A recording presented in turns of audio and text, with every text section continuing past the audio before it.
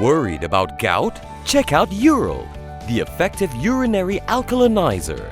Ural, neutralize your uric acid problem now.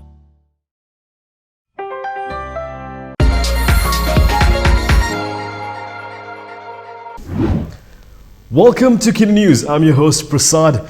Najib Abdul Razak was supposed to explain his remarks in Parliament today. Surely he couldn't because he had something more important to do. How about campaigning for BN candidates in Johor? This had prompted a lawmaker to question if Najib was bigger than the Speaker. Former Finance Minister Guan Eng has called for the suspension of Najib Abdul Razak from Parliament. The DAP leader made the call after the former Prime Minister's supposed refusal to clarify to the Dewan Rakyat about his remarks that 1MDB debts were not paid using taxpayers' money. Yesterday, Najib said he will only explain the 1MDB scandal to the Dewan Rakyat after the Johor state polls. Saya dah minta, saya akan jawab balik. Saya akan jawab balik. Besok tak boleh sebab saya ada di Johor. Saya akan berhubung dengan dia. Lepas PRN saya buat penjelasan. It was reported on Monday that Dewan Rakyat Speaker Azhar Azizan Harun wrote a letter to Najib asking him to provide an explanation to the Dewan Rakyat today. Reacting to this, Lim questioned whether Najib considered Bosku to be bigger than the Speaker. The DAP Secretary General said that an immediate suspension was required from Parliament, pending Najib being referred to the Committee of Privileges. Opposition lawmakers were not happy with the Speaker's decision to grant Najib an extension to explain himself to Parliament. This prompted an apology from Azhar. Dewan Rakyat Speaker Azhar Azizan Harun apologised to lawmakers today for granting Najib Abdul Razak another week to provide an explanation on 1MDB debts. This came after opposition leader Anwar Ibrahim and Damansara MP Tony Pop protested the Speaker's decision to allow the extension. Azhar granted the extension until next Tuesday on the grounds that Najib was campaigning for BN candidates for the Johor election. They felt that Azhar's decision was not in line with the status of the legislative branch. In his apology, the Speaker said he did not take into consideration what was said by the MP before making the decision. Earlier, PA urged the Dewan Rakyat to suspend Najib from Parliament for refusing to provide an explanation on the 1MDB debts to the Dewan Rakyat by March 9th, as instructed by the Speaker. The DAP lawmaker said Najib went to Johor merely to campaign and he is not even a candidate in the state polls.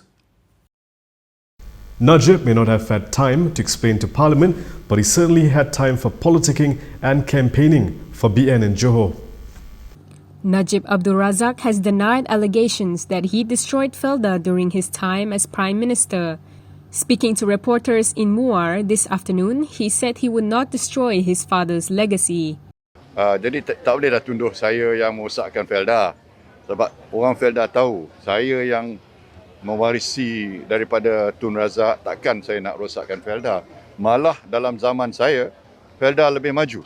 Dan bantuan kebajikan mereka terbela lebih jauh lagi waktu saya jadi menjaga Felda. Najib was responding to accusations thrown by former Prime Minister Muhyiddin Yassin, who claimed that Najib had caused many losses to Felda while in power. Debat dengan Tan Sri Muhyiddin Tan Sri Muhyiddin masih lagi belum beri apa-apa signal. Tak ada. Soalan saya bagi soalan pun dia tak jawab. During Najib's era from 2009 to 2018, the management of Felda was tainted by a string of abuses. His administration spearheaded the move to publicly list Felda assets through the creation of Felda Global Ventures Holdings Berhad. The listing raised a war chest of funds that was subsequently used to splurge on questionable hotel purchases, commercial development projects, and land acquisitions. Equally controversial was Felda's overpriced purchase of a stake in Eagle High Plantations, a firm linked to Indonesian tycoon Pinder Sondak, who is reportedly a close friend of Najib's.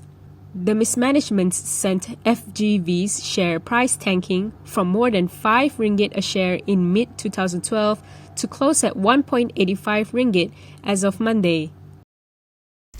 While you may be able to spend the whole night sipping on teh tarik at your favourite mamak joint, starting April 1st, don't expect to be sipping champagne or a highball at your favourite nightclub. That's because they will remain on the negative list. Malaysia's move to enter the endemic phase on April 1st will hopefully be one way, according to Health Minister Khairi Jamaluddin. However, Khairi said recommendations will be made by the ministry based on risk assessments from time to time. Setiap negara berharap bahawa peralihan ini adalah sahala. Maksudnya kita tak patah ke belakang. Tetapi sebagai Kementerian Kesihatan yang mengamalkan dasar kawalan penyakit berjangkit yang selamat dan menjaga kesihatan awam, kita mestilah bersedia untuk apa saja kemungkinan. Salah satu perkara yang saya telah menasihati Jemaah Menteri adalah sekiranya muncul varian yang baru yang lebih ganas daripada Omicron.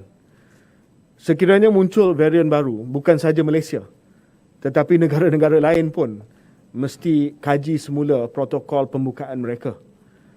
Meanwhile, Khairi said nightclubs will remain on the negative list as other businesses enjoy more relaxed rules during the endemic phase. Because of the particular nature of nightclubs. We have looked into this on the balance of risk assessment. Kelab malam merupakan premis yang berisiko tinggi, even dalam fasa peralihan ke pandemik. So that remains on the negative list. That only remains on the negative list. Khairi also appealed to parents today to get their children vaccinated. He says he's sad seeing the low vaccine take-up. The number of children being admitted into the pediatric intensive care unit due to COVID-19. This is according to Health Minister Khairi Jamaluddin. During a press conference today, he urged parents of young children to come forward to get their children vaccinated against COVID-19. Seperti mana yang saya sebutkan tadi, saya sedih sebab vaksinasi COVID bagi kanak-kanak 5 hingga 11 tahun baru mencecah 30% sahaja. Dan dengan keadaan kes yang meningkat di kalangan kanak-kanak, di samping kita melihat kemasukan ke hospital meningkat, di samping kita melihat kes PIKU, kemasukan ke pediatric ICU meningkat, ibu bapa masih lagi tidak buat pilihan untuk memberi perlindungan kepada anak-anak mereka melalui vaksinasi kanak-kanak ataupun PIK kids. Saya rasa masa untuk tunggu dan lihat ni dah tamat dah. Ya. Kita dah mula PIK kids semenjak lebih daripada sebulan dan kita melihat bahawa vaksinasi ini selamat, vaksinasi ini memberi perlindungan kepada gejala yang paling serius, iaitu kemasukan ke hospital, ICU dan juga kematian. Jadi saya sekali lagi merayu kepada ibu bapa, jangan buang masa, bawa anak anda untuk mendapatkan vaksinasi di bawah PIK kids. According to Khairi, close to 120,000 children below 12 years old have been infected with COVID-19 from early January to March.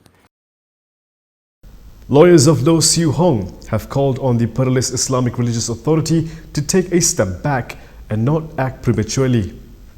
The lawyers for single mother Law Siu Hong have cautioned that the Pluralist Islamic Religious and Malay Etiquette Council may have made a premature assumption that her children were legally Muslim converts. Yesterday, Maib sought to be an intervener in Law's divorce in order to ensure that the council could provide Islamic education to her 3 children. In a statement, the lawyers argued that the decision in Indira Gandhi versus Pengarah Jabatan Agama Islam Perak had made it clear that a child's conversion to Islam must receive the consent of both parents. This was subsequently upheld in Pendaftar Mualaf Wilayah Persekutuan versus LCY, argued the lawyers. The lawyers added that the status of lost children has to be decided by the courts first before Maibs can take legal action. The statement was signed by lawyers Sri Murugan Alagan, Shamsher Singh Thin, and Gunamalar Jorindan. A defector who doesn't like to be called a frog on social media has apologised to his voters just days before the Johor state election. Will the voters forgive him? He'll know this weekend. Perikatan Nasional's tangkap candidate Dr. Chong Fat Ful has apologised to voters for defecting from PKR. His apology comes just 3 days before Johor is set to vote in the state election. Writing on Facebook, Chong said it was heartbreaking to read negative comments every morning and to be called the katak. He said he was truly sorry that his decision had disappointed all his voters, many of whom he knew were hoping for change. He said his decision to quit PKR in March 2020 was one of the toughest decisions he ever had to make. He said Harapan's historic win was short-lived because greed and lust for power took their reign and PKR fell prey to internal power struggles. Chong is now an associate member of Bersatu. And that is all from me today. For more stories, you can go to KiniTV.com. You can also follow us on Instagram, Twitter, YouTube and Facebook for the latest news updates. If you'd like to support independent media, do consider subscribing to MalaysiaKini.com. I'm Prasad. Thank you for watching.